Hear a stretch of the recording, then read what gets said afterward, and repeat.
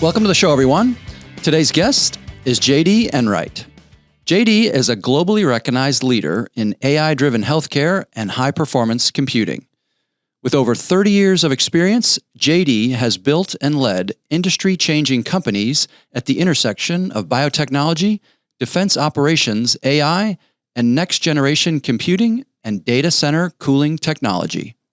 After his own experiences with the shortcomings in critical medical care, JD is currently president and CEO of ClearCardio, LLC, a pioneering company focused on AI-based heart disease detection and treatment, bringing proactive, personalized, and precise cardiovascular care to the forefront of modern medicine. I'm excited to have JD on the show today to share how his team is tackling outdated medical industry thinking and systems and applying leading-edge technology to change the world one life at a time. And with that, JD Enright, welcome to the show, my friend. Thank you very much. I appreciate it. It's great to be here on Return to Authenticity podcast. It's thrilling to have you here as a guest. I know you got a super impressive background, and I'm honored to have you here, man. We're going to chop it up and talk all about it. So welcome to the show, and Thanks. Appreciate you. Feelings mutual. Absolutely. So let's talk a bit about childhood for you, JD. Growing up, how did you get, you're a super successful business guy. Where did it start for you? What was the childhood like for you? Born in Massachusetts, from Boston originally. Red Sox fan, Bruins? Well, anything? I've just never been a big sports fan. Okay, and I know everybody who watches your podcast who's from Boston is going to hate me right now. That's all right. That's all right. That's okay. But yeah, I was just more of an academic kind of. I like to play the sports. Okay. But I wasn't a big sports. What did you play growing up? What was I played baseball, a little bit of football, things like that. Right on. Cool. All right. So a little bit of sporty kid. Did you do anything?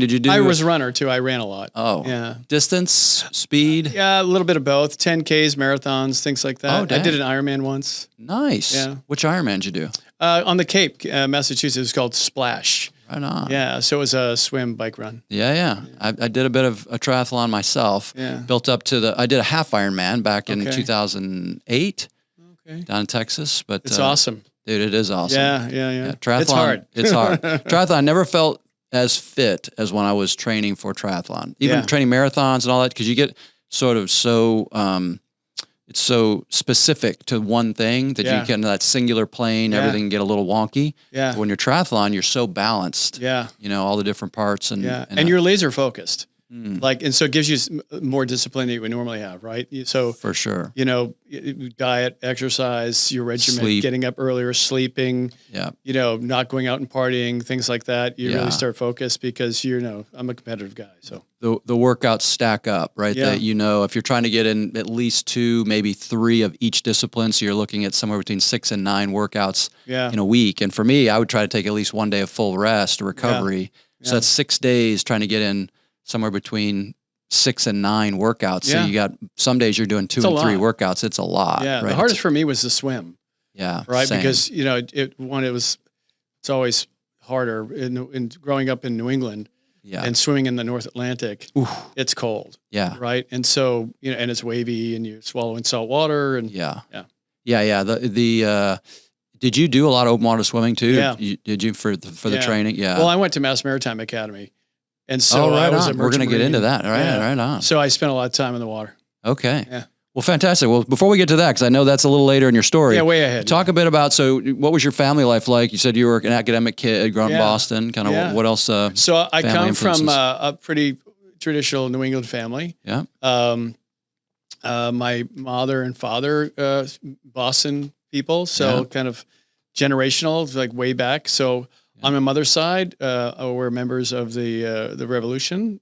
Sons and daughters of the American Revolution. Right on. And also there's members of my family who were inducted in the Mayflower Society. So wow, so you get generational family. Yeah. How far back? You go all the way back to the beginning. All the way back to the beginning. You track it back there. Yeah, right? all the way back to like the first ones that came over in the boat and landed in Plymouth. Nice. Yeah.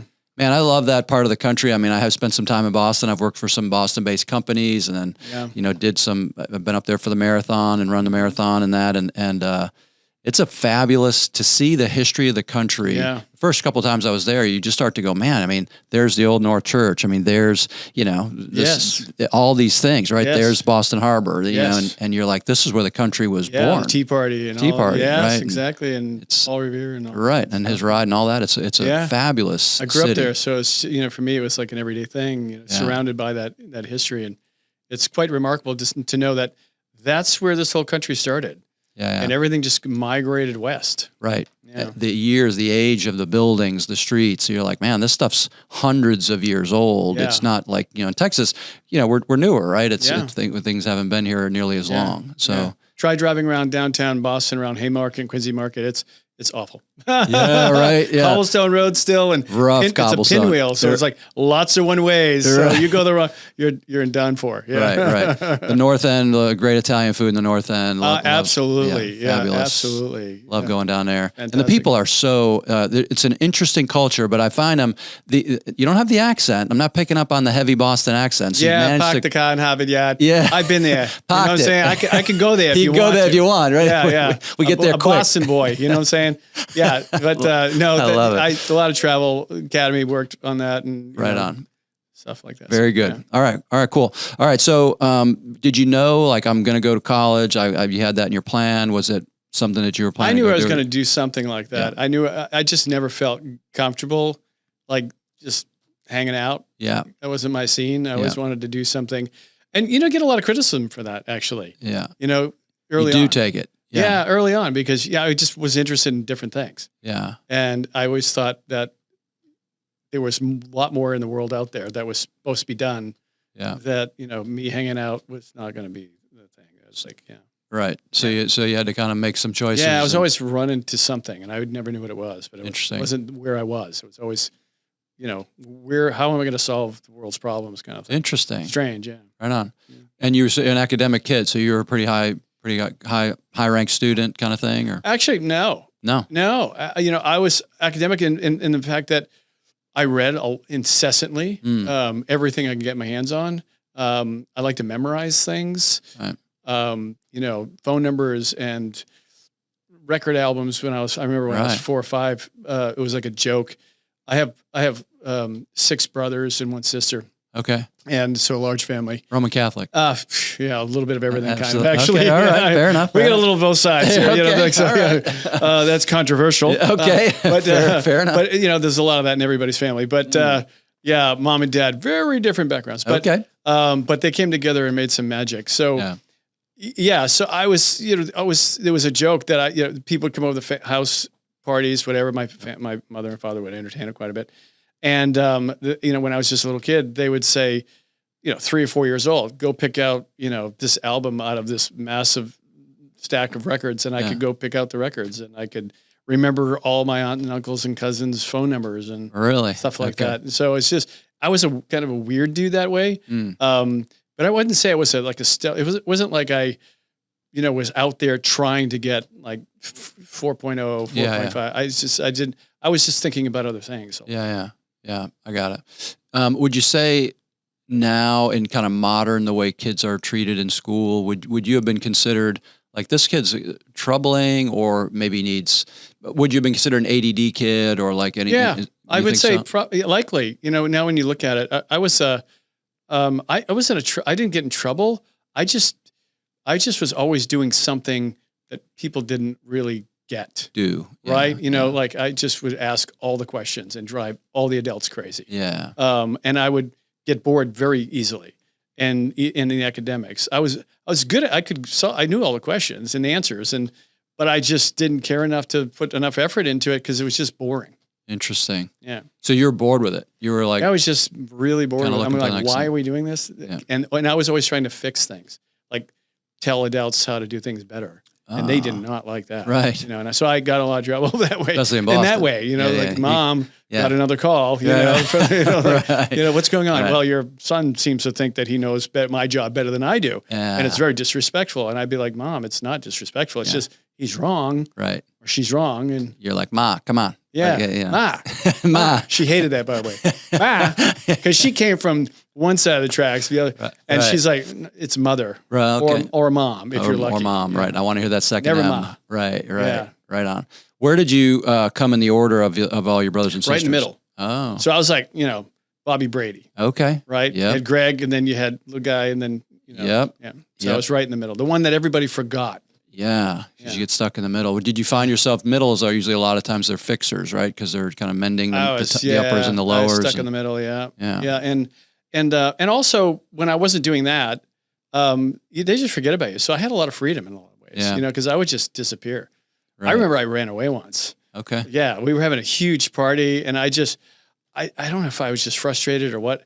And how old? Probably around 7 or 8. Okay. Yeah. So I was a little guy. Yeah. And I remember grabbing I had a little suitcase. Yeah. That was like a hard, like little thing. And it looked like jeans on the outside. Yeah. I don't know if you remember those. Jeans. Yeah. Jean patches. Yep. And so I just remember clearly filling it full of underwear. That's smart. I needed underwear. Right. And so I just packed the whole thing full of underwear. That's good. You were going to be good. Yeah. And it was pouring rain outside, slid my window open, and I climbed out, threw my suitcase out, climbed out, and then walked around the neighborhood. Yeah. And got soaking wet. It got really cold, and I couldn't get back in because it was higher. And I had to ring the doorbell, and I'm there with my suitcase, and my mom, my mother answered. Right. And, she's like, and this is the city, right? So you're walking around the city, even though it was safe Back Bay, but yeah, she was not happy about that. But I was just kind of one of those rebel kids that, that was as much trouble as I really got into. Like, okay. So no scraps with the law or anything kind of coming up? No. I was just, I guess just, I never really got that far. Just curious. I wasn't like building bombs. Just curious. Right. Because that's kind of where it could have gone. But sure. I didn't go down there. Yeah. Right on. Okay. So you mentioned the Maritime Marines or the Maritime Academy? Yeah, Massachusetts Maritime Academy. Okay. So tell me what that is. That a prep school or is that a college? It's an actual 4-year college. Okay. It's paramilitary, and it's in Buzzards Bay, Massachusetts. Okay. And I actually went there because we would summer every year on the Cape. Beautiful. Yeah, and I still to this day I have a lot of relatives there. Yeah. We have a home there. Yeah. And I grew up basically every summer in Sandwich, Massachusetts. Okay. Which is it's a town. Yep. That was founded in 1632. Okay. I know that because it's the plaque on the church that we used to go to, which is a steeple church, typical New England kind of stuff. Beautiful. Yeah, and it's a bed and breakfast now. Oh, interesting. Yeah, which I stay at once in a while. Yeah. But it's right on the ocean, and I just remember every summer I would, from the time I can remember, just exploring the beaches and disappearing and coming home when the lights go on, kind of thing. Yeah. And that was wonderful. So for me, the ocean has I'm very connected to it. Yeah. And so going to Mass Maritime, because there's a lot of military in my family. Okay. A lot. My father was in Korea in the Army. Yeah. I have aunts, all 3 of my uncles on my mother's side, Air Force, and Army. Yeah. So it's just my grandfather was in World War II. Okay. So it's just everywhere. So I thought, that would be great. And I get to go on ships and sail and go in the ocean. That was great. Yeah. So, Martha's Vineyard. So my times I've been on Martha's Vineyard, I worked for a company that was headquartered in Boston back in the .com era. So right in the 2000 spring of 2000. So the bubble had burst. We just didn't know it quite yet. And we did a boot camp on Martha's Vineyard, right? So we had week in Boston, learning about the stuff, and then team building boot camp kind of thing. It wasn't boot camp; it was just team building at a massive home that was like a bed and breakfast style thing that we took over. Mm-hmm. And I just remember being awestruck by the age and the beauty of Martha's Vineyard, right? Yeah. And the innkeeper was talking about, and I'll get some of the facts wrong here, but basically, that property over there, that's part of the Ingersoll Rand family. Mm-hmm. And I'm like, you mean the guys that make the giant generators and stuff like that? Yeah, but that's like the Ingersolls and the Rands got together and made Ingersoll Rand, and then now it's this massive, U.S. industrial company, but it started here, like it's a family-owned business type of thing, and you're like, man, as they did back then. Yeah, exactly. Yeah. And so it was awesome to see. It was a beautiful. I did some running. I like to run distance, as we talked about earlier, and I did some running around Martha's Vineyard while I was there, and wow, that was just phenomenally beautiful. Awesome. It was incredible. Yeah, I love it. But I love the vineyard. I go all the time. Yeah. Okay, so in the academy, then is the objective you go through 4 years to get a degree, and then do you then owe them some time? Is there like a service component? Yeah, there's nothing owed, but a lot. Well, at least that's when I was going there. It's changed, I suspect, quite a bit since then. When I was there were only 2 majors. Okay. You went in to get your engineering degree. Yeah. So a marine engineering degree. Yeah. And then they shifted to you could get marine and mechanical, or you would get a naval. You become like a captain. So you get a license in marine, whatever operations. Right. I clearly was on the engineering side. So okay. Hence my lack of knowledge on the other side. But so yeah, I went through the engineering track, a marine engineering track. Yep. And you would go in and uniforms, boot camp, the whole you're right on the Cape Cod Canal in a place called Buzzards Bay, Massachusetts. Right. And it's right on the Cape Cod Canal. And they have a ship. You have a big training ship. Yeah. Which is, at the time, it was called the Patriot State. It was like 680 feet long. Oh, wow. And we go out on cruises when most people taking, spring break breaks or something. And things like that. Yeah. We would go for 2 months into the Atlantic or the Pacific. We'd sail Northern around. Atlantic. And right. Yes. And we'd be out to sea for weeks at a time, and we'd have training classes. Wow. And learning our trade and learning how to run ships and big boilers and studying all the physics and calculus and thermodynamics and all those types of things. So incredible. For me, it was heaven. Man. Yeah. So issues with seasickness? Never have. Never really? Been sick. You saw it though on the boat though a lot. You saw it on the ships, the kids, the other ones? A lot, yeah. More than not. Yeah. Yeah. Most people, for some reason, but they get their sea legs. Okay. And then they move on. Okay. So once you kind of break through, you're good? Yeah. For me, it was the opposite, which is very strange. So after I got out, I worked for the government for quite a while. I did spend quite a bit of time out there. But I'd go out for quite a while. I would get sick coming in. On the land? On land, yeah. It's a very strange phenomenon. But we'd come out, and because I was just more comfortable out there. And I remember going through storms in the North Atlantic and incredible storms in February with 60-foot swells in a military vessel. Yes. We'll just leave it at that. Yeah. And just crazy. And you'd see a lot of people getting sick. Water coming over the bow, just blowing over it. Yeah, green water over the and everything would freeze up. And you'd have to go out there. Everybody would have to go out there.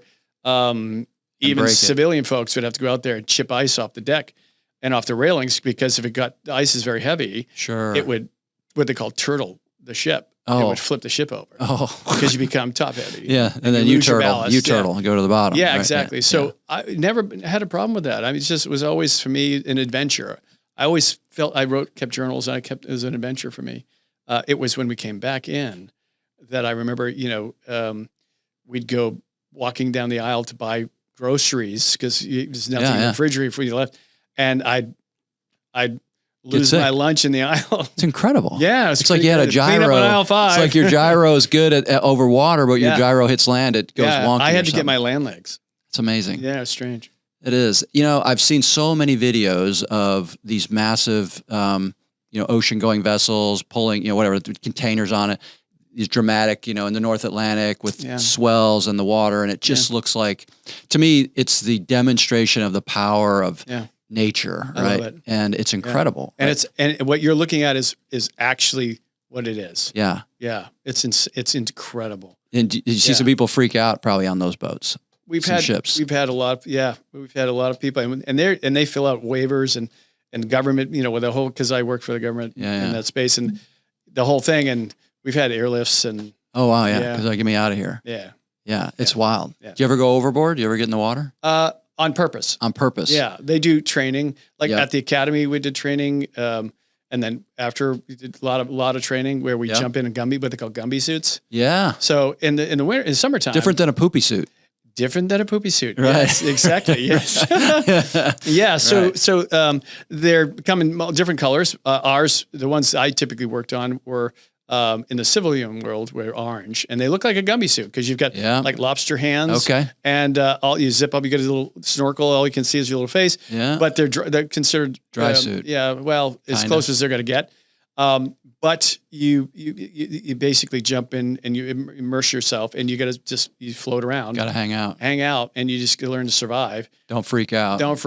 But when you're in the warm water, you can just go in your skivvies and your Yeah, you've been in still water too, right? Yeah, it's just dead calm, just out there. Just I'll cruising. tell you, I've got some memories. I'll tell you that you're 1,000 miles away from anything that you consider solid ground. Yeah, and it's like glass. Amazing. And the sun's shining, and you can see 200 feet down, and it's quiet, and it's the most amazing, beautiful, surreal. It's like being on a different planet. Yeah, incredible. Yeah, love that. Do you sail as well? You like it? I do. Yeah, yeah. See, I used to sail on a 42-foot Moody, and we used to do the French, and then also on a friendship sloop. We used to do the friendship sloop regatta from Newport to Marble. Oh man, it was a lot of fun. How awesome is that? Yeah, I was just a young guy then, and that was the greatest thing ever because I got to drink beer. Yeah. I heard that. Yeah, don't tell Dr. Osborne. No. Yeah, we talked a little bit about beer. He's not as much of a fan. Yeah, no. But the way it would start is, you'd have each crew, and at the end of the tent, and then on the land. Yeah. And you'd have to suck down as fast as you can a big pint of beer, and then run down to your mooring, and then set sail, pull your sails up, and that's how you started the race, by sucking down a beer, and it was great. And you ended the race by running up and drinking another beer and ringing the bell, and whoever did that first won. That's the end of the race. That was great. Yeah, that's awesome. And then you just kept drinking. Right. That's awesome. Awesome. Love it.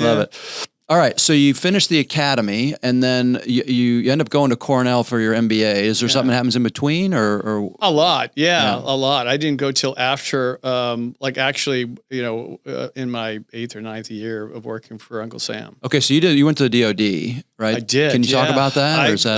I stepped in. Actually, started in my my junior year. Okay. While I was at the academy, I was recruited. Okay. Yeah. To what part of the DoD can you talk about your time just there? Just Department of Defense. You could say IC community.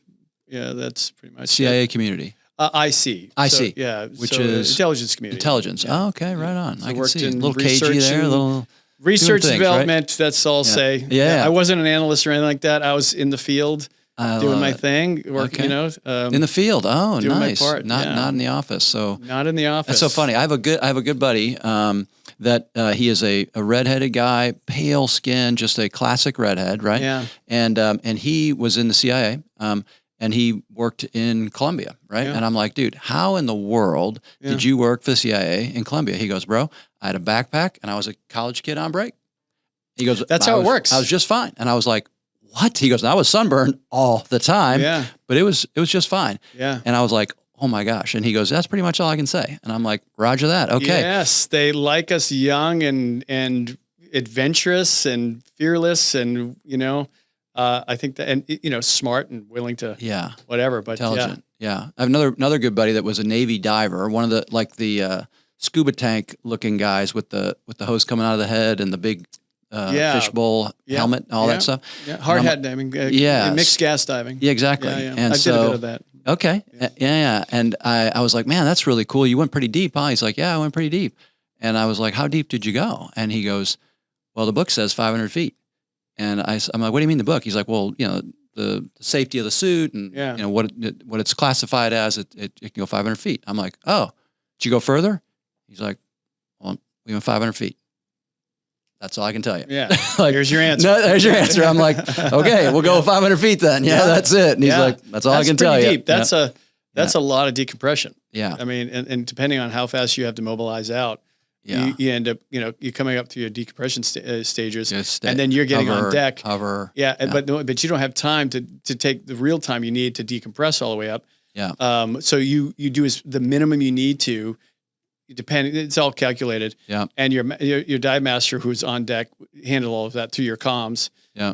And they'll take you up as fast as they can, and then you've got minutes before you need to get into the decompression chamber and blow you back down. The bell, they call it the dive bell, and they would just blow you back down in order to get you back to the depth. Yeah. So keep that oxygen and everything in your bloodstream, all the gases in your bloodstream condensed under pressure, and then slowly let that expand. So, I've been in a decompression valve on the deck of a ship for, 11 hours. Oh, wow. Yeah.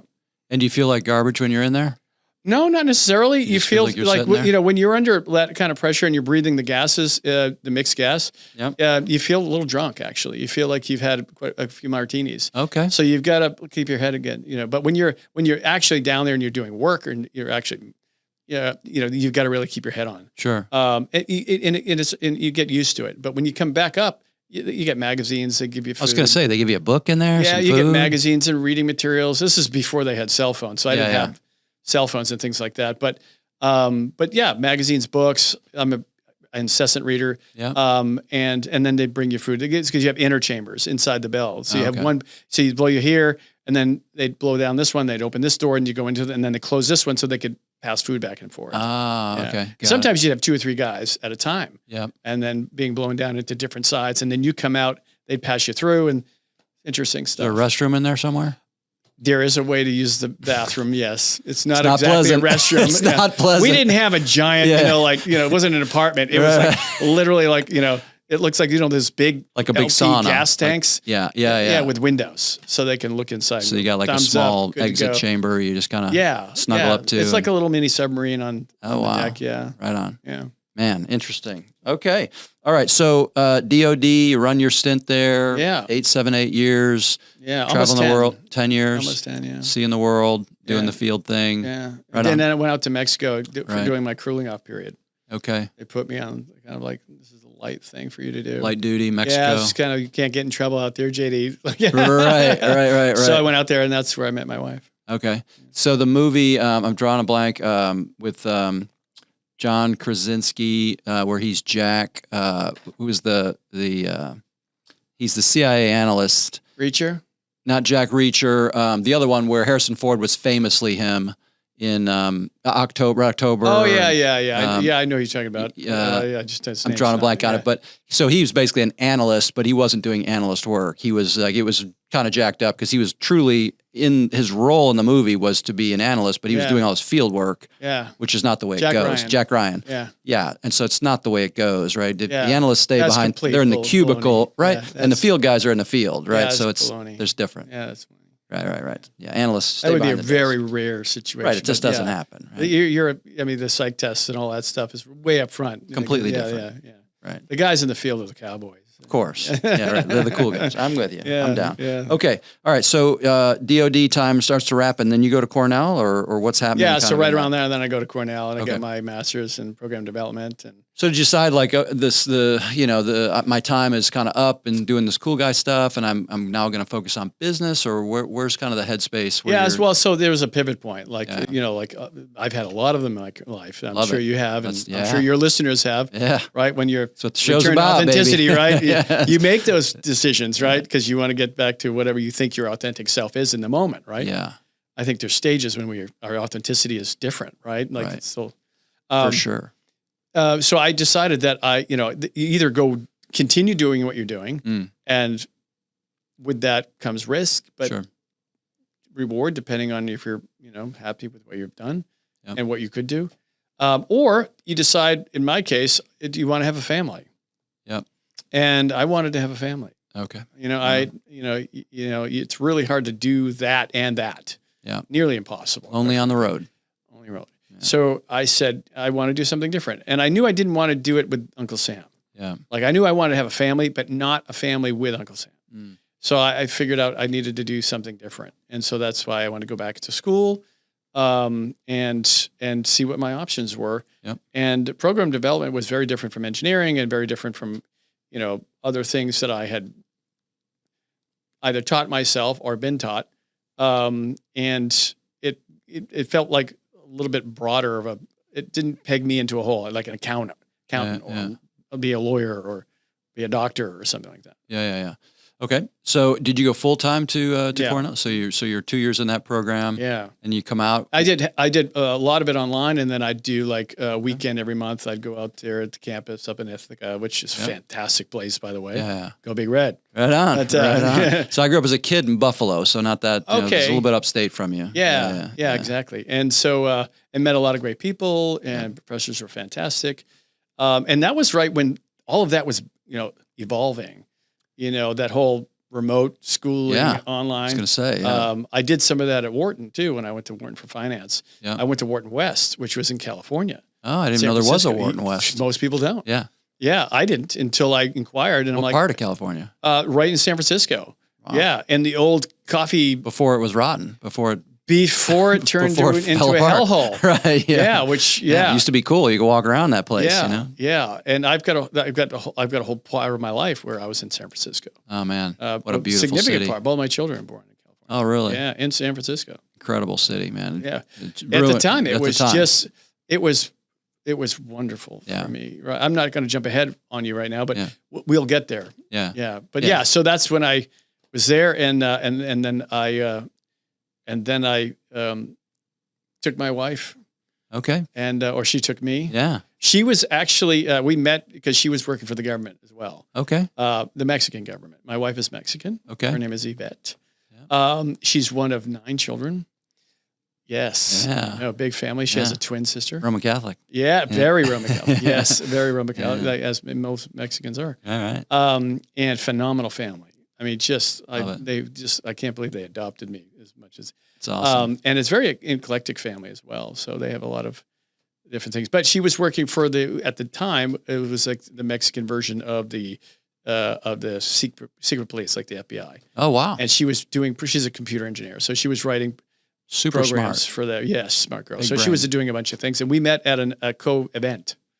Okay. Like U.S. government, Mexican government. Kind of, yeah. And so it was kind of my cooling off, kind of whatever. And we met right, because you were in Mexico. Yes, and we started courting. Yeah. And that's when all of that came together. And then I said, hey, going back to school, going to do some things. I'm going back, whatever. Come with me. Nice. And she said, not until we get married. Okay. So I went back alone. Okay. For a while.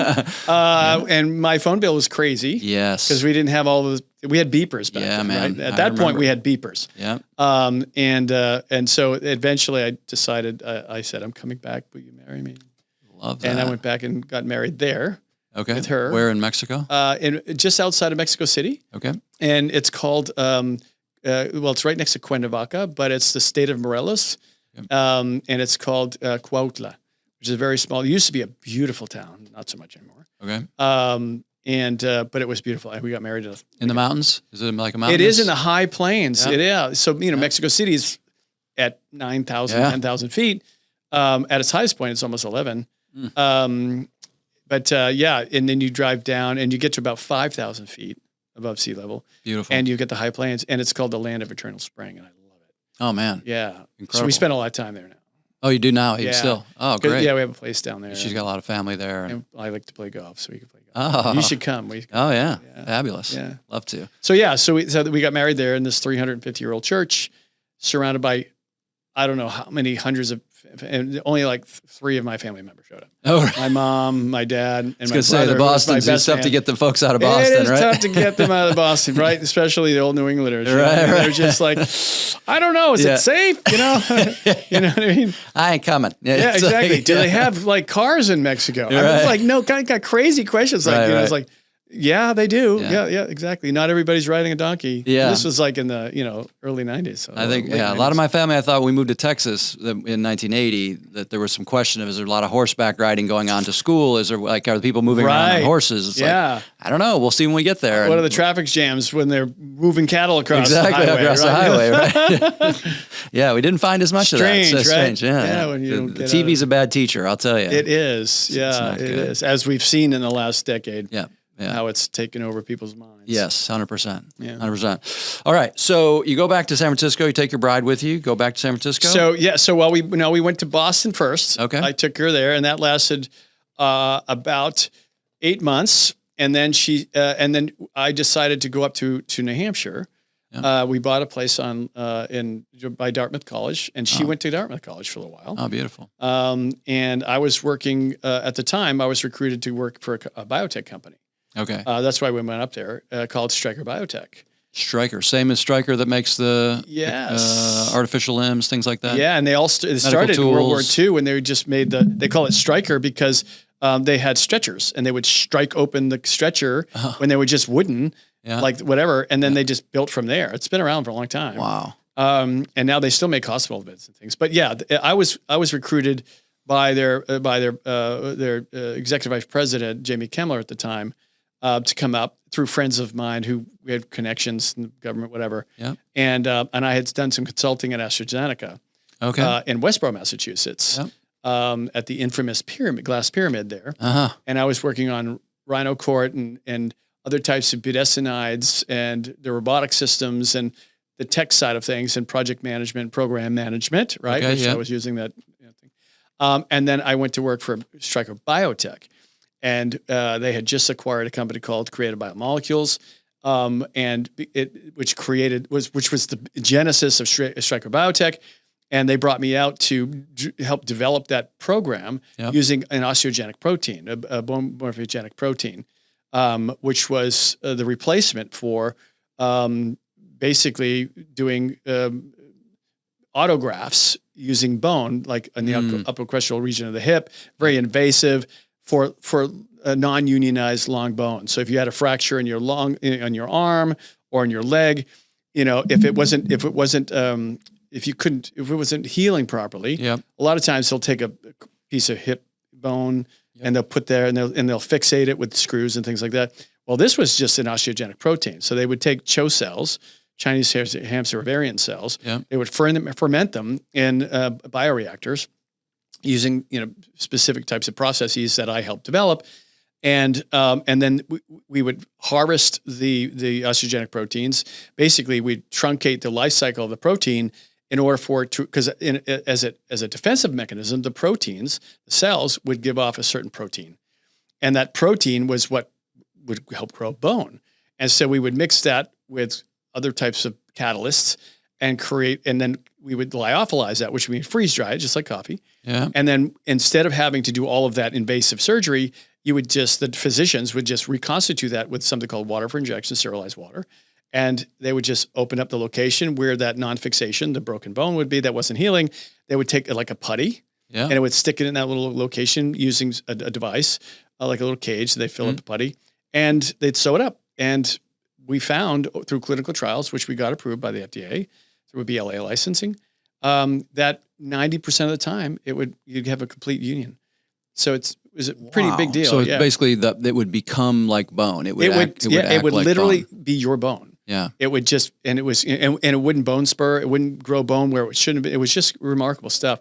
And so I helped work on the engineering development side with Jamie and his team there in West Lebanon, New Hampshire, just outside of Hanover, which was convenient because Yvette, my wife, was going to Dartmouth and I was going there. And so we were single, we had no kids, the kind of thing. What I meant by single, we were married, but so we had this little lake house and it was the perfect thing. And then a year and a half, 2 years goes by and my wife tells me, we got our licensing, things were going great. I was getting a little bored, but my wife's like, yeah, I'm from Mexico. I spent a winter and a half here. I'm freezing. This is not happening. She's like, you have a choice. Up. Yeah, time's up. Yeah. So that's what took us to San Francisco. Okay. So not especially tropical climate, but at least not New Hampshire. No more snow. No more shoveling. It was not New Hampshire, Maine, Vermont. Yeah, those are some long winters. The Cape in the wintertime. Yeah. Okay. It was beautiful summers, and I'll tell you, it was when we landed in San Francisco. It was springtime of 2020. No, I'm sorry, of 2000. 2000, yes. And 2020. No, 2000. And it's before 9/11. Yeah. The city is just blooming. Yes. And the streets are clean and real estate is starting to bloom. And the biotech market is exploding. The tech sector is growing.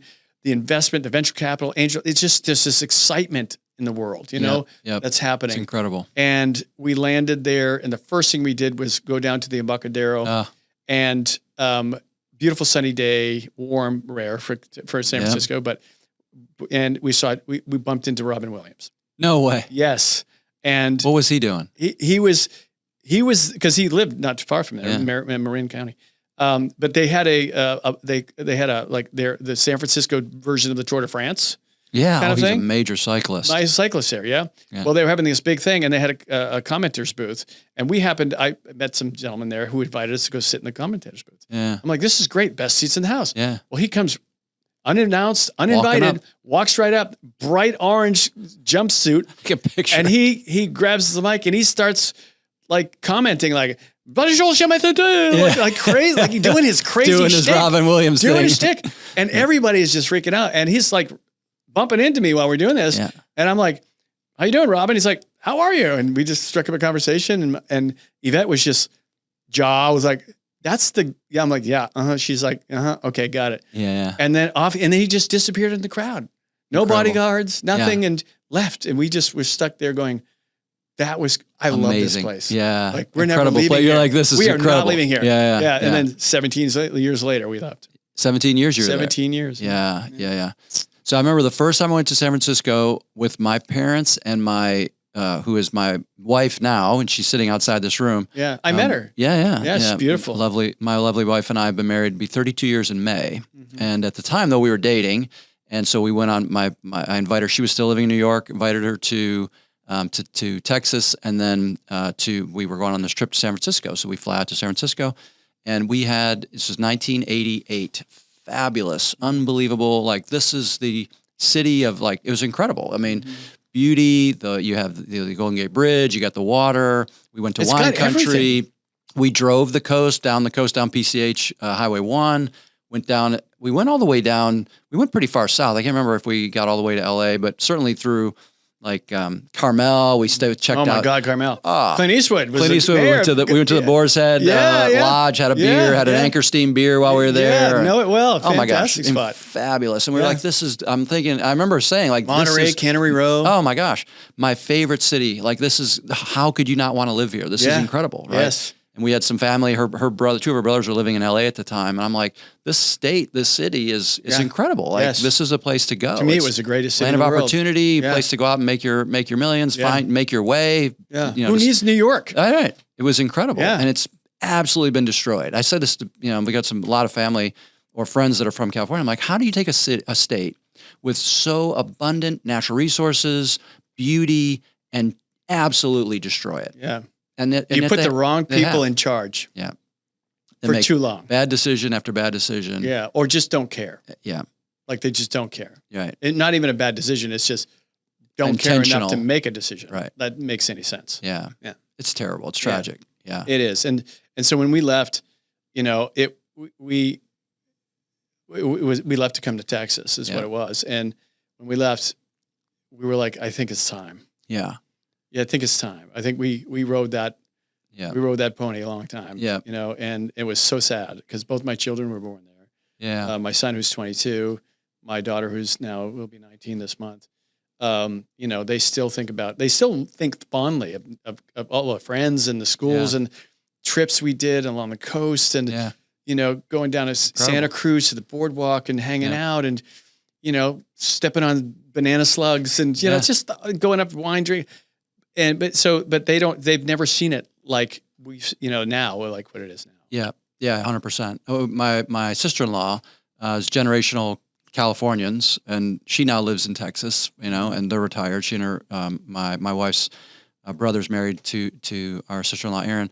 And she's like, yeah, I never would have imagined leaving to California. Never would have imagined it. But now I can't even imagine ever staying. Like, it's been destroyed. Now it's great to go back and visit and see family and vacation, but it's become hard to say it's become unlivable, but it's almost become very difficult to live there. Yeah. Right? Expense and just look at the fires that just happened. Fires. I mean, that was completely avoidable. Right. They had water. Yeah. Right. If they give the people the tools, right. All of this, it was just a series. It wasn't one thing. Yeah. It was a series of ongoing, just not caring or making poor decisions with the wrong people in the wrong places at the wrong time. Yeah. Doing the wrong things. Yeah. Yeah. And continues. And it's a shame.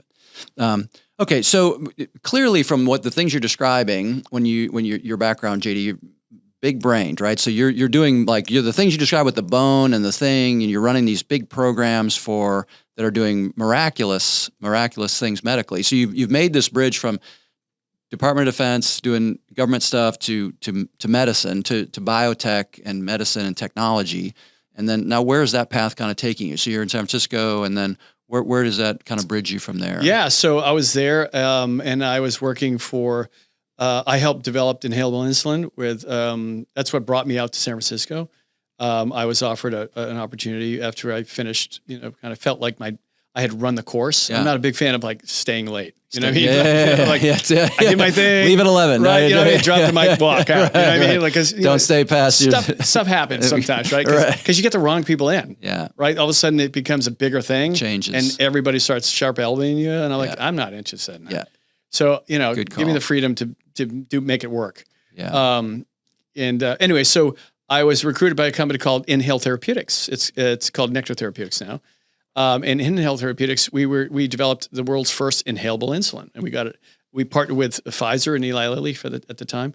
And, we got that approved, and it was to help prevent all the injections. For me, it was, I was tired of seeing young children have to get poked and prodded all the time because trying to measure their insulin. Now they have pumps and things like that, but at that time they didn't. Yeah. So imagine being able to just inhale it, right? It's incredible. Yeah. It was basically submicron sized. I developed the mechanical systems along with a bunch of other people. It wasn't just me. Sure. I was just part of the team and lucky to be so. And I spent almost, I'd say 2.5 to 3 years living in the lab. In the lab. And, large all these submicron particles floating around. And I get some stories for you. Wow. I'll tell you, anyways, so wearing a suit and the whole thing. And then because you take a liquid and then you superheat it, but you got to do it in a way so that it doesn't sublimate and damage the insulin itself. Yep. And to get it into a submicron size particle, and temperature and the jets that we use, and it's like we created these 3-story air dryers effectively with superheated. Supersonic, whatever. Crazy. And then we create the particle size, and then we collect it down below, and then we capsulize it, and then put it into a device, and then you pump this device, and then you'd press the button, and you have it in your mouth, and you'd inhale at the same time, and you'd get, and we proved that we could get this submicron size particle of active insulin. Right. And we could control the dosage down into the lower alveoli, what we call the tennis court of the lungs. And the reason why they call it a tennis court is because if you took an average adult's lungs and unfolded them, they'd be about the size of a tennis court. No way. Yeah. It's pretty incredible. Wow. I've seen it. It's pretty crazy. No. Yeah. It's crazy. But yeah. So the whole court or just up to the net? The whole court. The whole court. The whole court. It's incredible. Yeah, it's amazing. That's all lung tissue. You wouldn't think of it. It would be very thin, solid, but yes, because it unfolding. But yes, and we get in order to get systemic delivery through the bloodstream, and then we would pegulate the drug so that you have time release and a bunch of other things.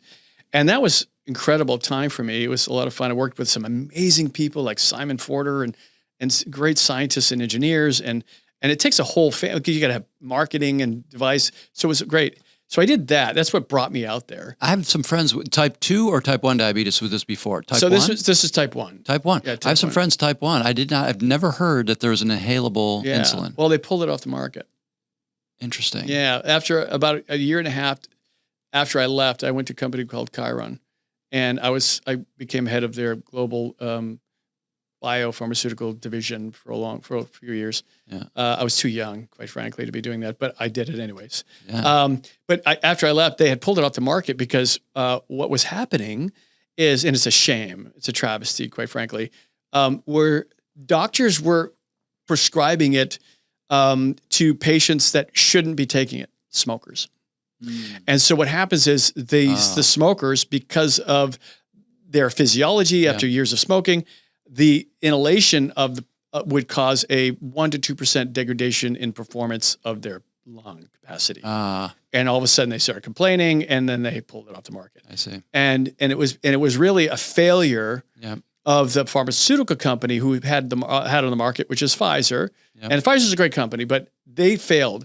And the reason why they failed is because Pfizer, in that time, exploded and became a multi-billion-dollar company off of one drug, Viagra. And their entire sales team and how they sold and everything were younger and younger people who really weren't qualified. Yeah. And they took the same sales team that was selling Viagra, which was basically the easiest drug on the planet to sell. Yes. Right? Doctors were writing prescriptions like crazy. Left and right. They tried to sell a sophisticated, specific drug product for a specific type of patient. Complex. The same way. Yep. And it just didn't work. And that's why it failed. And that's my opinion. Yep. That's only my opinion. I've never read that anywhere, but just having been so close to it as I do a postmortem. Yeah.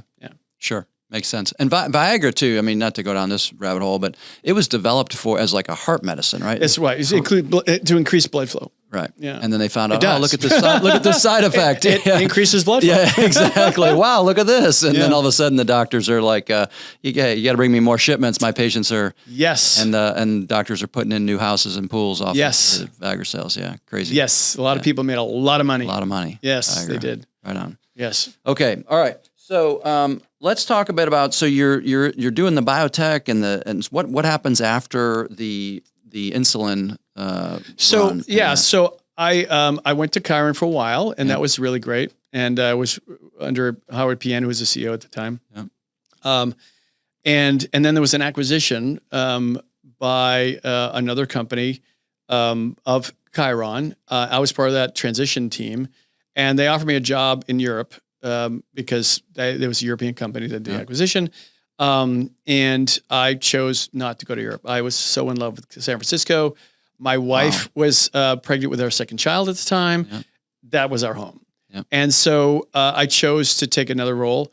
I ended up at Genentech. Okay. And initially working for a company called Hyde. And before you know it, I was part of a trade. So I was up in Vacaville, California. They have their largest plant, and they were doing Herceptin for breast cancer treatments, things like that. So I went up there and I helped commercialize their CCP1 facility, which is just a fancy name or an acronym for large 30,000 liter multi-chain reactors to create Herceptin drug, which was a great product. It still is, as I understand it. And for that particular type of cancer. And so I was reporting to a whole bunch of people. I had a lot of bosses, and one of which was the chairman. And so get phone calls every once in a while. Hey, JD, da da da. We had some friends. He knew some friends of my dad's back in whatever. So we had that kind of relationship. Yeah. And I found out later over a conversation he had with the board of directors of Roche. Yep. That he had offered me up to Roche because Roche was found out later. Roche bought Genentech, acquired that whole facility and all of that stuff. Yep. And I said, I don't want to go to Roche. And so he said, you really need to go to Roche. Yeah. So I said, so I started making some phone calls, and I got a call from the CEO and COO of Lonza. Okay. Based out of Switzerland. Yep. In Basel, Switzerland. The main manufacturing location is in Visp, about 2 hours south, heading towards Italy, but all in Switzerland. Beautiful. And so they said, JD, how would you like to be head of global strategic growth investments for Lonza, which at the time was a $7 billion market cap company. Wow. And I said, what is that? What do they do? What do I do? What do I do? Like, I got to get to buy stuff. Work? What do I do? Yeah, like is that acquisition? Can you show me a job description? They're like, no, you pretty much we trust you. But you've got to, and we'll let you live in San Francisco, but you've got to spend half your time in Switzerland. In the south of Switzerland near Italy. Yes. Yeah. You're like, wow, and I'm like, this is sounding rough. Let's see about this, right? I'm not sure. I don't know. All right. Let me, so had a long conversation with the wife. and the children, because I include them in everything, and decided to take the job. Right and on. so very quickly, I was knee deep in it, and I was planes, trains, and automobiles. Right. And I did that for quite a bit of time. And I, helped broker acquisitions of new technologies and the strategies. And what brought me to Texas, which is the next step, and probably you're going to ask me the question. Yeah. So what brought me to Texas was, as part of that role, I was part of the acquisition team for a biotech company located in Houston, Texas. Okay. And it was probably the least expensive acquisition I had been involved in. I did a $5 billion one, a couple $1 billion ones. Yeah. Capsugel we bought Capsugel for their time release stuff. All right. That was a big deal. Wow. Which fit in, and that was $5 billion. Wow. But this was like, 7 million, something like that. Yeah. So it was like, really? What, Okay, you need me to go? Yeah. Really? Do I need to go? Send, Can I stay here? Yeah. But so did it. It was what was so cool about it wasn't the deal. Yeah. It was the tech that they had developed, which was really good. And it was viral cell and gene therapy technology, transfection, which is really exploding. And it's like CRISPR technology and things, which I could spend hours talking about that. Yeah. But so was involved with that. And then the COO, Mark Funk at the time, who became the CEO eventually, came to me and said, "Hey, JD, good job on that. That's great." Working with Stefan Stoffel, who was at the time my boss. He said, "We think because you speak the language so well." Yeah. Okay. I almost went back and said, "I don't park the car here." See, but he said, "No, we think you need to go down there and be the defunct CEO of that business." In Houston, Texas. Yeah. Yeah. It's a little sweltery down there. Yeah. It was actually not even in Houston, because their offices were like, strip mall offices at the time, because they were basically going. And so it was, no, we want you to go down there and build the world's largest viral cell and gene therapy facility on a 20-acre campus in Pearland, Texas. Oh, right on. Right. So elevation -10. Yep. Right. Yeah. So flood zone, blah, da, da, da, and Hurricane Harvey hit, right. In 2016, 2017, whatever it was. 2017. Yeah. And that was a mess. Clean the clock. Yeah. But we survived that, believe it or not. So I went down there, and first I said no. And then they said, "Hey, well, if you do that, if you pull this off, you get that up and running, and if you could show, that you've got X amount of revenue, whatever, then, we'll have you come back and, give you a really high level job." Oh. And I was thinking, okay, it could be COO, Right. whatever. And I would be the first American in ever. Switzerland to have that. It's in Lonza is now it's like 127, 28-year-old Swiss German company, right? So it's been around forever. Intense, Family owned initially. Right. Now it's public, whatever. But that's a big deal, right? And to me, that was exciting, because it was, again, another adventure. New adventure. Right? New something adventure. new. And I knew it would take a while for me to get bored. Yeah. So I said, okay, I'll do it. Convinced my wife to leave San Francisco, right? Yep. And the children, and they trusted me. Yep. And so off we went. We moved to Katy, Texas. Oh, right. For those of you who don't know, that's the energy corridor, right? Right outside of Houston. Yep. And I had a 30-minute commute to Pearland, and it started off. We had to shuffle the cows off the dirt that we had that we purchased. Some country out there back then, especially. Yeah, exactly. Yeah. And then we proceeded to build the world's largest viral cell and gene therapy facility, CMO manufacturing, and went live. And brought in, and I was responsible for the whole business, and that includes like bringing in partners. Like we brought in Bluebird Biosciences, which is out of Cambridge, which was so great because I could go visit their CEO there. But they had developed a drug with us. We were the ones manufacturing it for them. We were the first commercial manufacturing partners for them that cured adrenoleukodystrophy, which, if you don't know, and those of your viewers who don't know, it's a death sentence for young boys. Typically, girls can get it, but typically young boys, they don't live typically past the age of, say, 13 or 14. And what adrenal leukodystrophy? Autoimmune disease, or is it? So what happens is their brain, there's a myelization around the brain. It demyelinizes. So it's like that coating around the wires that if you plug in your wire, if that coating comes off, you get a short. Yep. Delaminates. It delaminates, right? So exactly. So the delamination or demyelinization of that layer around the nerves and all that stuff in the brain, and their brain short circuits. And what happens is they have no lung function, or they can't control their breathing or their heart's rhythm, all of that stuff. System shut down. Yeah. And it's just horrendous. And it didn't affect that many, but one's too many, right? Yeah. So it was like 17,000 young boys and girls a year. That's still a lot, right? So it was still a rare disease. And we got them approved, and we got it on the market, and it was curative. And we have since, if anything came out of that whole thing, I was part of that team. Wow. That cured, they did all the heavy lifting, all the scientists. We just had the facility. We built the capability and the technology to be able to manufacture it in large scale. And then how does it get applied? Like, how does it, so then is it a surgery or something, or is it injection? No, it's just injections. It's like injections. Yeah. And it fixes that. Yes. That's awesome. Yeah. Incredible. Yes. It's amazing. And imagine, you think about, God, if you could just done it a year earlier or 2 years earlier, and 36,000 kids or 46,000 kids, or could have been, you just think about that. You just got to the numbers, right? You just got to have a glass of wine and think forward. Right. Think forward. Yeah. Exactly. I love that. Yeah. Okay. So now, you're still so heavily in medicine, really, and in science and medicine. Is there a point where you bridge over into technology, like pure tech? I know there's a data center piece around like AI and AI computing and cooling technology in this.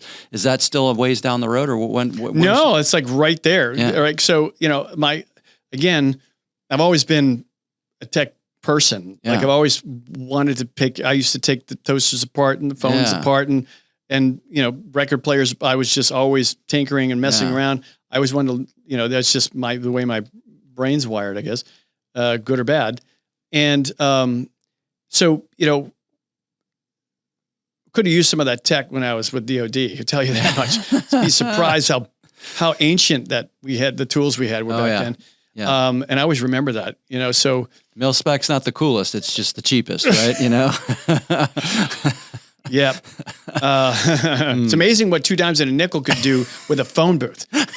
Right. I'm serious. Right, yeah. We're talking ancient times, but yeah. So I was like, how do you do it better? Yeah. And I always thought, to a certain extent, with the right collaboration between human and machine, that technology was the way. Right. I had seen that. I was involved in some really cool technology stuff with Uncle Sam, which I never got a chance to play with, but I saw it in development.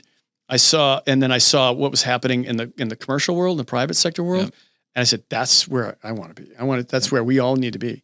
And so, and computers is everything. High performance computing. I mean, remember when we went to the moon, supposedly, right?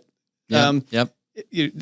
Our iPhones are like 50,000 times more powerful than the rockets and like a TI calculator, I think, is more powerful than the rockets. Right. So now we've got like considered to them, we have a supercomputer on a phone. Yeah. Well, our supercomputers today are like 1 million times more powerful than our phones. And so more than that, actually. But I wanted to be near that. And so, and everything I did in tech, I mean, in the healthcare industry and the biotech stuff, outside of like the chemistry and the mechanical stuff and whatever, it was always tech. Yeah. Right. So like when you're developing a process in manufacturing for pharmaceuticals, it has to be reproducible, validatable, the FDA, you have to get, licensing, it has to be IQ, PQ, installation qualification, process qualifications, all this stuff. Yeah. And so the more you can automate and take human error out of the factors. Yep. Vision systems for cracks in vials, which are all, computer-based stuff, right? Yep. So it was a perfect mesh. And what I did next was, after that, I decided to start my own company with some great people that I was involved with on the real estate side of Lonza. Yep. And they said, "Hey, JD, that was awesome what you did there. What do you want to do next?" I said, "Let's do this." Yeah. And I said, let's see if we can develop the next generation in high performance computing, just the computing though. Yep. Let's not look at how do we deploy it yet. Yep. Let's just say, how do we do that? Well, one of the things that I've been very, very sensitive to is, and as an engineer, is heat. Heat is just the worst thing you could possibly do when it comes to electronics and technology. Yep. And so, people have spent their entire careers developing HVAC systems so that you and I don't overheat, or we don't freeze to death, or, right. So in electronics, and, how many fires burn buildings down so I said, there's got to be a better way of this. Right. Yep. And believe it or not, I went back and I looked at, I went and looked at some of the early testing for that divers had done, Navy divers and stuff, oxygenated fluorinated hydrocarbons. So fluids, breathing fluids in your lungs for pressurization. And, like we did when we were. I saw the movie The Abyss. They did that in that movie. Yeah. Right? They're breathing fluids. And that's a real thing, man. Like when you're a baby. I can attest to that. It's a real thing. It's crazy. It is. It's pretty cool. It's pretty cool. That first, when you think you're drowning, that's the hardest thing to overcome. But so I'm thinking of that. I'm like, hey, wait, this stuff is, so 3M was manufacturing a product as a fluorinated hydrocarbon. And different specific gravities were used for different things. And they are dielectric fluids. They don't conduct electricity. So, okay, really great for cooling. Yeah. Who's doing it? Well, there's some tests that were done early on with IBM and some early supercomputing, but the cost of the fluids and the level of computing, there wasn't enough heat coming out to really to warrant it, to right? warrant the business, and so computers back then were the size of a VW bus. Yep. And it was just not even as good as our phones. Yep. But now it's all about timing. One of the things I've learned over the years is that businesses that succeed, it's not always about it's actually less often about the people and the tech. It's more often about the customer and the timing. When do these things intersect? Yep. Right? Demand, the need, and the tech. There's a lot of great inventions that just never took off because nobody really needed them at the time. Yep. Right? And so it just didn't go anywhere. So I just in my reading and my incessant need to know and learn, just made a lot of calls and talking to people and research and went through patents and said, I think there's something here. Let's apply it to something that's really hot. Bitcoin mining. Yeah. Man. And you hear about the heat that gets generated from those bad boys. Yeah. Cause a friend of mine was, and I messed with that. I built some GPU tape stuff when I just have fun, and I made some Bitcoin with my son when we were little. Really? Yeah. Back in like 2013, 2014, just as a side hustle fun thing. Yeah. But so I'm thinking to myself, I know how hot they get because I remember how hot my son's room used to get, right? Just the fans kicking on. I'm like, this is great. So, GPUs. And I said, well, but Bitcoin is on the SHA-256 algorithm. That's uses ASICs chips. ASICs chips are made by TSMC, which is out of Taiwan, which is primarily China-based. Yeah. And all the miners are made in China, all of them. Like anything you want to use is made. Bitmain and Whatsminer and all those guys. And so I said, I could get those relatively inexpensively. I can break those down. We can have a lot of fun in a lab.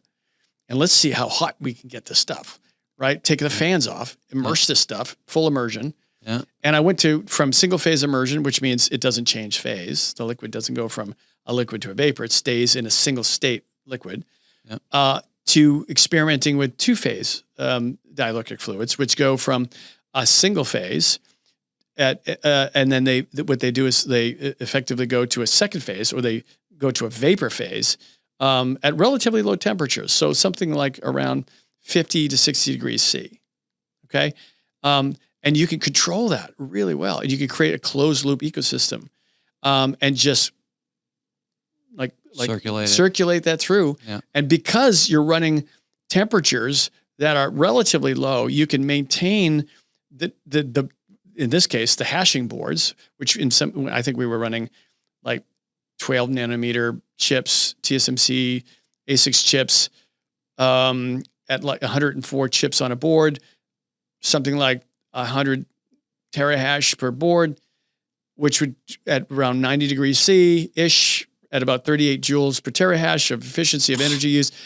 That was about where we were at. And so we would immerse those. We put like 100 of them together, right? And just wire them all up. It's like Frankenstein.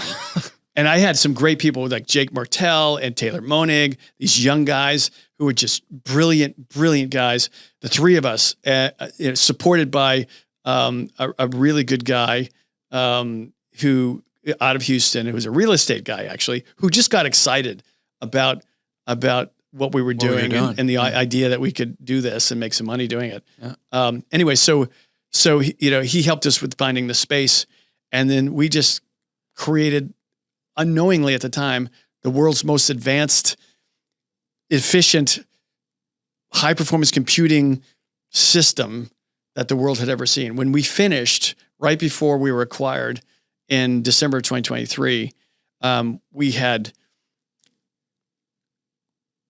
$150 million worth of investment in the company. Yep. We have an 11-acre campus and a roughly about a 12 megawatt data center, 150,000 square foot data center. We were hosting 5 of the largest publicly traded Bitcoin mining companies in the world in our immersion systems. And our entire payment came just in our ability to overclock their computing. And we got the overclocking Bitcoin. That's how confident we were, right? That we could make money on our systems. No one else in the world had ever done that. So what is overclocking? You lost me right there. No, fair enough. Okay. Yeah. So, like on any computer, it's set to run at a certain, computing speed. Yep. Like how many gigabytes or hexabytes, and it takes X amount of energy to do that.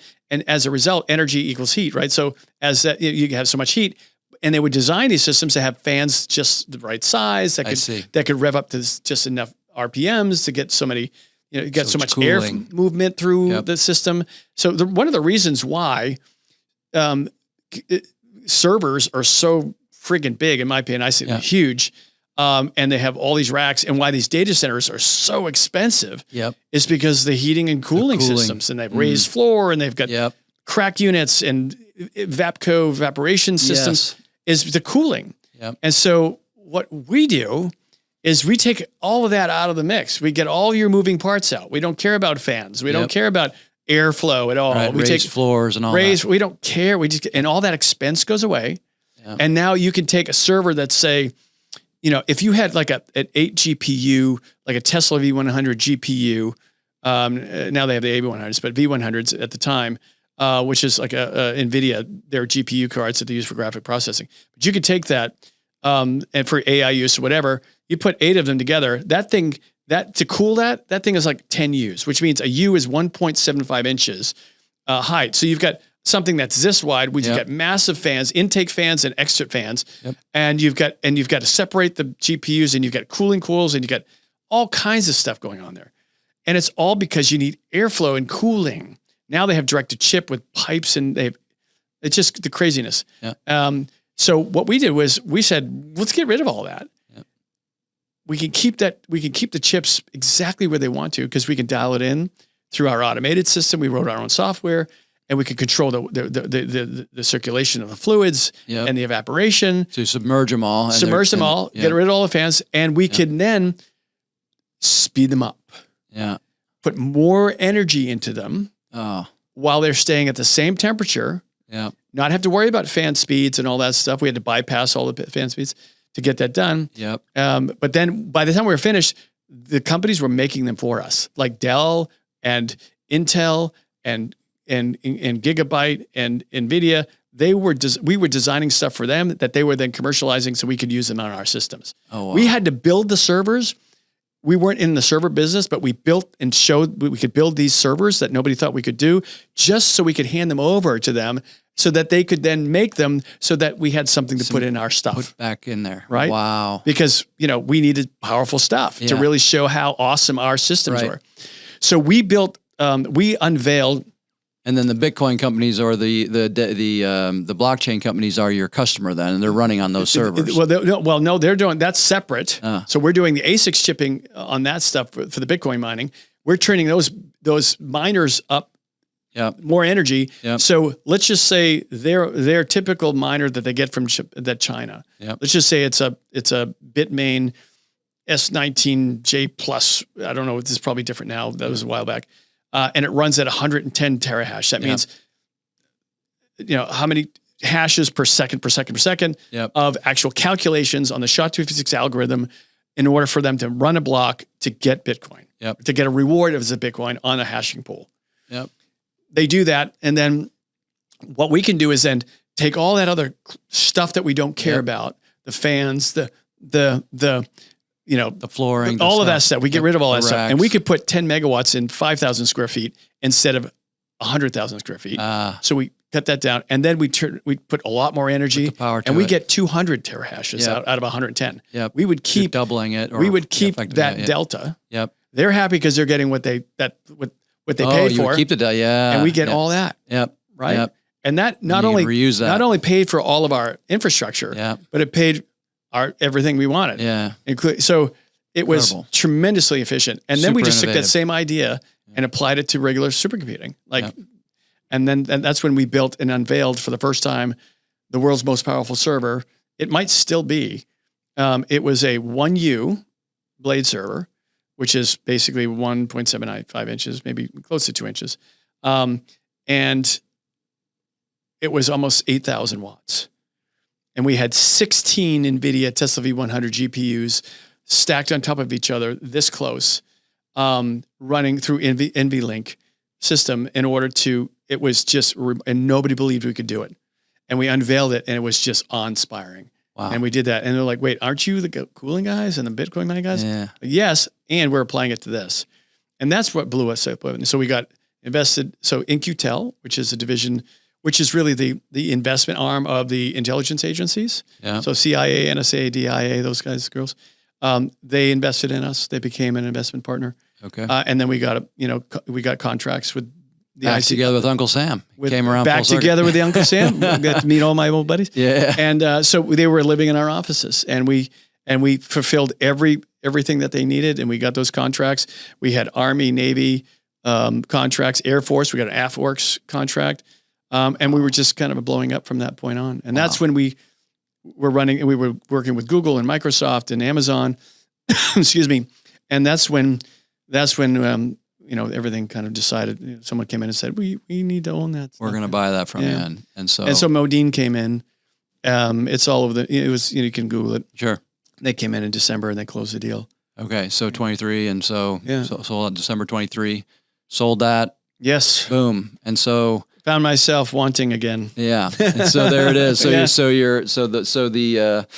the boredom or the desire for the new thing starts to kick in. And so I know when we talked before the show today, you mentioned you're having some like a kick-ass physical and doing the whole thing and the all-day experience. And if this is out of order, tell me. But so you're going through this experience, which is like again a high dollar, high end, physical where they're checking you from head to toe. And what you come to find out is the data that you're getting out of that is fairly useless, fairly ineffective in helping you to understand what does this really mean about my health and how healthy am I and what do I do with this information? Yeah. So there was a pivot there, right? So back up a little bit to TMG Core. Texas Machine Group was the name of the company, TMG Core. Prior to that, I always thought I was invincible, man. Yeah. I think as guys, just being authentic here. Yeah. I never really cared much. I was in good shape. I always felt healthy. And you're fit. You're a runner. I just always felt good. And I ate whatever I wanted to. And probably drank too much wine and too many shots of tequila over the years. I don't care. I love it. It's nothing like a shot of tequila and a sunset. Killing it all, right? It's it's just whatever. Get the furnace hot and you just burn it all off. And when I wasn't feeling good, like for whatever reason, whatever, I'll just get better.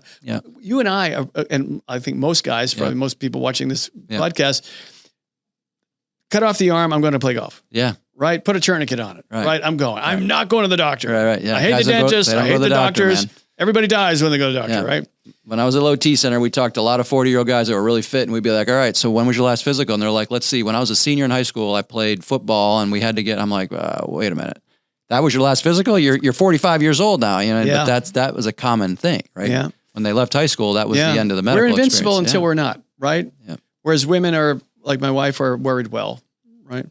But yeah, so I don't go to get physicals ever. It wasn't until my board and my shareholders basically said, JD, you know, and this was probably a year, 2 years just prior to the sale of the company.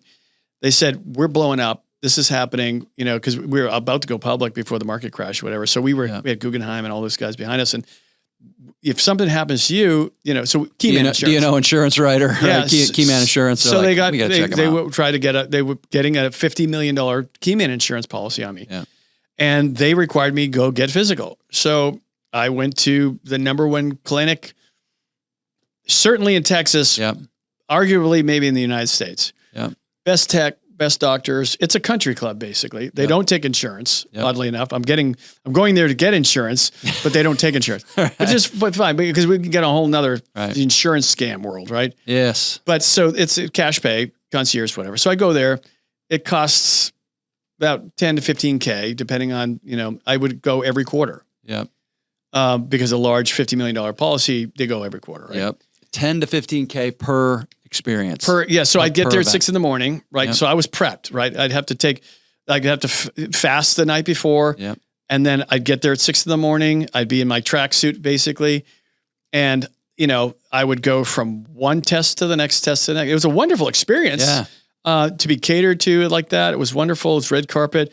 And I'd see people like Michael Dell there and, you know, like a whole bunch of other people. I will just leave them. You know. Big hitters, yeah. Yeah, but Michael's public about this because whatever. Yeah. And we get there. We do treadmill tests. Yeah. We do EKGs or ECGs. We do scans. I would lay it on take all my clothes off and lay on a table, and a dermatologist would walk in and flip me around and look at wherever creases, whatever, and then he'd burn that stuff off right there. Right there, right on. I mean, it was like a production facility.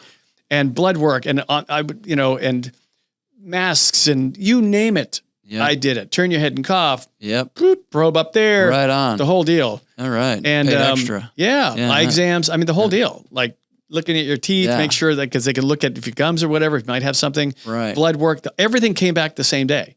Yeah. And so by 6 o'clock at night, 12 hours of this pokes and prods, whatever. Then they sit you down. They give you, what would you like? Would you like some whatever? You want a steak? Yeah, red steak, wine, whatever. I was just like, I just want to go home, man. Right? And they give me a pamphlet, a big stack of like to walk away with. Like, there's a $10,000 thump factor. 3-ring binder, right? Yeah. So, and I'd get home. Well, they tell me like, your blood pressure is good. You passed the treadmill test, no problem. Your cholesterol's high. Yeah. That's a risk factor. Your age is a risk factor. You're not fat. Because they did the whole pincher thingy, whatever, and weigh you in water and float you and all that. They do in the GE. What's the GE scanner? They do like the what's the name of it? It's basically a fat scanner. They put you on the table, and then you get this picture back of yourself. Yeah, I got all that. I did all of that. Yeah, it was so it was pretty awesome. But you know, basically they said, you know, outside of this, DEXA-scan. That's the one. DEXA-scan. I did that. Yeah. But the only thing, you know, so at the end of the day, they'd be like, you know, you don't meet the criteria for medication. You don't hit some percentage, and I don't even remember exactly what they said. And they did it every time. And this went on for, you know, a couple of years. And I would come home and I've got this, I still have them, stacks of, in my library at my home, stacks of these binders of my health. And it really didn't change except my cholesterol kept going up. That's it. But there's basically, look good. I had no symptoms. So fast forward, I'm in the middle of this deal. I'm planes, trains, and automobiles. I'm trying to fire lawyers because they're trying to scuttle a deal. You know how it goes, right? And so I'm stressed out. I'm not sleeping enough. I'm definitely drinking too much.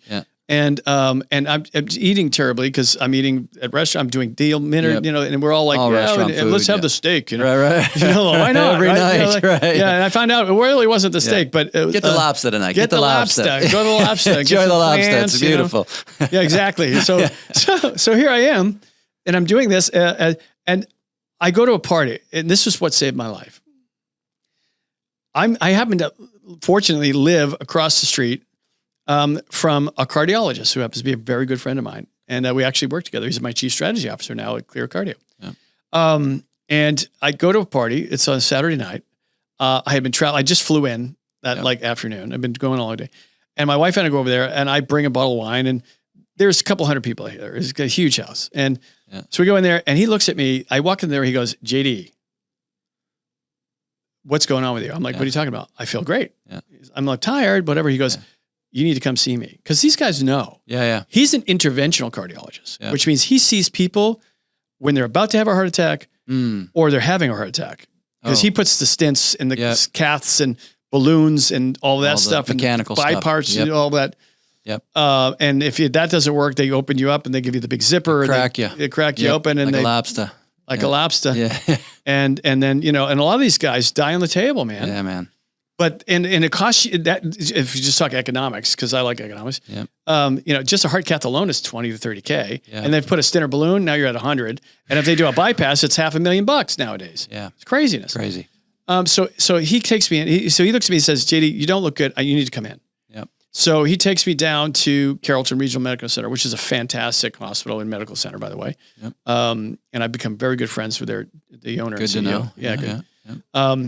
And so actually we're ClearCardio. We have a clinic there inside the hospital now. Yeah. And so if any of your members want to come down, come check us out. For sure. But so he takes me in there and he introduces me to this doctor, Dr. John Osborne, who I think is on your podcast, right? He is. Yes, good. Indeed. He's an awesome guy to talk to. Yeah. Really genius guy and a great funny guy too. And yes, and he's funny. Yeah, he's funny. And he lets me drink wine, which is awesome. Small amounts, right? He told me. Amounts. I quizzed him on all that. Yeah, right, and I get a little steak once in a while. Yeah. But he comes in. Like he didn't have to come in on a Sunday morning now, right? They take me literally in the back door and, rush me through and he says, you got to meet Dr. Kazori, Dr. Orju Kazori, says you have to meet Dr. John Osborne.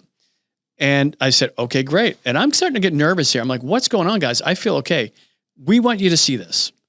I found out later they had kind of an alternative motive as well, which was great for me, which is hence why ClearCardio exists. So they bring me in and it takes a bunch of blood work and then they put me into this scanner, which is like, give me a contrast and all that stuff. And it took like 10 minutes, like in and out. I thought it was going to be there all day. And I was so dreading this, right? In and out. I was more doing it as a favor to my buddy, my friend, right? My neighbor. And so I'm in and out in 10 minutes and I'm sitting in this little lounge and he puts it up on the screen and there I am. It's my autopsy, but I'm not dead yet. Picture of your heart. And it's a 3-dimensional, incredibly, and I'm a tech guy and I've been doing this my whole life and I'm going, just a rich picture. I was just blown away at the detail. And then he started just dissecting it like an exploded view as an engineer. When you're looking at working on engine or something, pulling it apart, there's an exploded view, right? He just, whoops, I just didn't mic. He goes, boom. And there it is. And he starts showing me all this stuff. And then he rolls into the AI application. And he's like, by the way, this is not the standard of care. What you're seeing here is behind the curtain. You're looking at medicine in 30 years. Oh, wow. And I said, okay. And I started really paying attention. And my entrepreneurial, my engineering, my curiosity, everything that had got me to that point in my life, just came rushing back at me. And I went, and I was looking at this and I forgot how long we were there, maybe an hour. And it turns out that I had stage 2 arterial, plaque heart disease. Yep. And not just that, but it was in a very bad area. It was something called the Widowmaker. Oh, wow. So, and what they call it the Widowmaker is because it's in an area that's just above 3 forks or 3 other arteries that feed into that one larger artery. Yep. So if this larger one plugs, all that goes, so you can't just bypass one. Yep. So that's why it's usually fatal. You go down. That's like John Ritter, I think, had Widowmaker just straight down, gone. Is that what it was? Yeah, I think so. I didn't know that. But sorry. But yeah, so here I am looking at something that I have that I just spent probably $250,000, $300,000 dealing with with the best clinic. Yep. And yet I had no clue. I had no clue. And immediately I got very angry. Yeah. And I wanted to like make a phone call right away. Yeah, you know what I mean? Like, I was about to stroke out and die. Yeah. Well, the first thing I was going to call was the clinic. And the second company I was going to call was the insurance company and say, don't ever send anybody there because you guys are going to lose a bunch of money. I was worried about the shareholders of the insurance company, actually, because my mind went there. Yeah. Like they shouldn't be insuring somebody like pilots. Think about pilots that are going through this stuff. Not only the passengers on the plane, 200 people on the plane, right? But what about the insurance company and the shareholders of the company, of the airline, and all that stuff? People when they find out this guy has a massive heart attack, right? Because they're not doing this. Yeah, they're doing what I did. Best clinics. If they're lucky, they're doing that stuff. Yeah, right. Typical guy does a stress test and EKG, and he looks great if he even goes. Well, they require pilots are required to go. So sure, but still, they're not doing anything. So they don't really know. Yeah. Here I am. So I go through this kind of process of being angry, wanting to reach out, and then I go to acceptance, and I'm like, okay, and then I go to fear, like, okay, now what? And so it was then that made the difference. Yeah. Like knowing now, okay, now I know. Okay, now what can I do about it? And Dr. Osborne and with Dr. Kazori's support gave me a roadmap and said, you don't have any blockages right now, but you have plaque buildup in your arteries, in the artery walls around this area. I think I was my plaque count was like 270 to 280, which is a level 2, lower end of level 2. So it wasn't like you need there's 4 levels, right? 4? There's three levels. So that's not So I don't have severe, I have moderate, but lower moderate. Yeah. But still, for me, that was unacceptable. That's a lot. That was unacceptable. That's not good. Yeah. So I was there and they said, here's what we need to do. Yeah. And that plan was, so they had now a way to attack this plaque, right? Yeah, because they did the blood work and they did this, blood work that preventive cardiologists do because of all the indicators, because they had this incredible imaging and then they had this AI analysis on top of that, which is, it was incredible. They could put a customized plan specifically for my type of plaque because I found out there's all kinds of different types of plaque. Yeah. And if you can calcify it, it's stable. It can't kill you. Yeah. And they can make it so that you never have a heart attack or stroke in your lifetime. And so I immediately said, okay, I'm going to do that. And I'm one of those guys where, and I know not everybody is, but I'm one of those guys that if there's a problem, I'm going to do everything I can to fix it. Right? Because all I could think about is my wife's going to be a widow. My kids aren't going to have the parents. And I just spent, I'm 57. Yeah. So I just spent a lot of my life building, credibility and wealth and all these things, and it's gone. Yep. Right. And so because bad medical diagnosis, something that could be fixed, prevented, reversed. Because it's antiquated and it's broken and it's all risk-based reactiveness. And in our entire country's that way. Yep. It's a reactive pay for services instead of being proactive. We're one of the only countries in the world that is that way. Yeah. When you go to other countries around the world, like Switzerland and most of Europe and Portugal, they reward you for being proactive. Yeah. They penalize you for being reactive. Yeah. And so I immediately saw that this has to become the standard of care. And that was the birth of ClearCardio. I didn't know what I was going to call it at the time. Yep. And so, but I talked to Dr. Osborne and Dr. Kazori, and I asked them. Yep. I said, why isn't this the standard of care? Why are, and I did all the research. I read every book. I called all my friends. I flew to California. I sat at a think tank. I hired people to do a deep dive. I wanted to know the real facts and statistics. And so I found out, why do half of all people who have a heart attack or stroke die? And why do 75% of Americans have heart disease? And why? Yep. And to find out that it's all preventable. Yep. In every single case, regardless of what causes heart disease, you can prevent it through diet, exercise, and by knowing that you have a propensity genetically, by knowing that these risk factors, and by actually taking the scan. and you can reverse it. So because there is a cure, it's medications, it's diet, it's exercise, it's lifestyle, and it's aggressive attack to it. Yep, and it's and I think in talking with Dr. Osborne, he's shared that heart disease or death by heart incident, stroke and heart attack, is more prevalent than the next 7 disease states combined, including all the cancers and the things that you think about. So it is the number one killer in the United States. It's staggering. Staggering, right? And so the things that you talk about, like diet, exercise, good nutrition, don't smoke, all those things, we know that. We've been told that for years. But the reality is until you do the scan, and with the technology of the AI technology that's come on so strongly, you don't really get the view to know, man, is that diet and exercise? You could be a really healthy guy like you or I, like you're a triathlete, you're an Ironman, all these things, but you had a heart that was very sick, and you would have never known it. A lot of athletes drop dead. A lot of people, I think there's going to be a podcast coming up, a ClearCardio podcast about this. The mirror doesn't know if you have heart disease.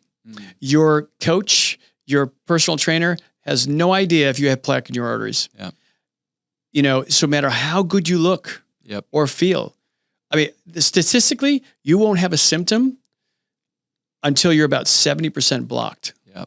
That's insane. And often then the first symptom is the heart attack, right? And half of that time it's death. Heart attack or stroke. Because a stroke, 80% of the time, your heart attack or stroke is based on ischemia, which means it's a Greek word that means like the restriction of, the reduction of oxygen. Right? So 80% of the time you have a heart attack or stroke. Half of the people that have a heart attack or stroke, their first symptom is death. Yeah, it's crazy. That's insane. And that means something like 22 million people a year around the world die of heart attacks and stroke. 7 times of all this cancers, everything included, combined, don't equal how many people have a heart attack or stroke. Yeah, it's crazy. So knowing your background, the talk that we've had, and all the great things that you've done and innovative, how you've now created ClearCardio. What's the plan for ClearCardio? I can't believe it's a small plan, so it's got to be a big one. No, my mission is no one should ever die of a heart attack or stroke. In my lifetime, I would like to save at least 100,000 lives in my lifetime. That's awesome. I would like to be able to show that I saved 100,000 lives in my lifetime. And I think that would make, and I think we as a company, we have some great people like Sherry Thacker, who's head of marketing and sales, Kenton, who's, patient management. We've got some great people. And we all share that, goal. Because if we could do that, come on. If we can save 100,000 lives. And I know when we talked before today, you said something about, I've been in the business of saving the world, right? Or saving this millions and millions. I thought tried to, right? And now you're focused, like, I want to save a life. I want to save an individual, a person. I got very focused. Very focused on one man or one woman, and then growing it from there to 2 to 3, but individual, like make a difference in a human's life. It's a powerful passion. I think this will be the first, it's a great observation. I think this will be the first time I can actually say, I'll be able to save someone's life. Dr. Osborne saved my life. And I've seen him save other people's lives. And we have now close to 500 patients. And I've seen patients, friends of mine, colleagues that I've convinced to come in. I had to make bets. I'll bet you, I've got a friend who is, if you saw him, you'd say, wow, that guy's in great shape. Fit guy. Like he's muscle builder dude.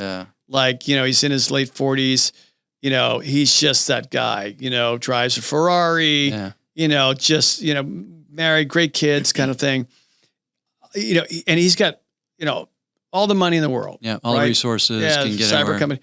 I said, I'll bet you, it'll be free. You come in, because we don't take insurance, because we don't deal with the insurance companies. We focus on, taking care of you in the best way we can. And it's not that expensive, quite frankly. We're not even close to the clinic I used to go to, which did nothing for me, by the way. Right. We give you answers and we treat you. So I said, hey, I'll bet you this will be free for you if you have no plaque. If you have plaque, you got to pay. Yeah, right. And then you've got to take care of yourself. Yeah. And the way we tell you to. Sure enough. Plaque. Yeah. Yeah. Right on. Saved a life right there, maybe. Yeah. Right on. Yes. Yeah. It's amazing. I would say over 95% of the people who have come in have, stage 2 or stage 3. Wow. Yeah. Incredible. It's crazy. Man, what a fabulous conversation, JD. It's been awesome. Yeah, likewise. It's been awesome. I love hearing your story. Thank you. Great being here. Love the innovation. Yeah. What's next for ClearCardio? Where are you headed? What are you excited about? So we're continuing to expand, take on patients. We're going to be opening up new clinics here in Texas, and then we're expanding outwards, looking at Dubai and Abu Dhabi as well, and London and Amman and a few other places. But again, here in the U.S., go to the NFL cities, right? We want to go to the populated places, right. but and also make it easy for other people outside the populated cities. But we have to go where the business goes first. Right. It's just the way it works. But yeah, that's our goal is to save 100,000 lives. Right on. As fast as we can. I'd be happy with 1 million. Yeah. Right. I'm happy with 1, quite frankly. When you set a goal, save the world, it's really hard to attain that because, like, what are the steps to do that? Right. Well, when you set a goal as specific and strategic as let me just save that life, then that's attainable. Right. Yeah, I love it, and I love your history. You've set bold goals, but then you've always exceeded them. Right. It's always the visions always end up being bigger, and I'm confident. You'll look back and go, I was going to save 100,000 lives. I saved 1 million, or I saved whatever it is. But just a fabulous innovator. I love hearing your story, man. Thank I you. so appreciate you taking the time. Yeah, and I love your show, by the way. Oh, thank you so much for that. I appreciate that. Where can people find you? Where can they connect with you or find ClearCardio? What's the web address? Super easy. Just go to www.clearcardio.com. CLEAR cardio.com. All right. All right. I love it, man. It's fabulous having you on the show. Yeah, thank you so much. Appreciate you, JD. Awesome, man. So great to have you here. To our audience, thank you for taking time to listen. Appreciate you taking time out of your busy day to do that. If you would share the program with a friend, write us a nice review, give us a star rating, all those things help us reach a broader audience. Until next time, friends, I'm Eric Sardina. You've been listening to the Return to Authenticity podcast, and bye for now.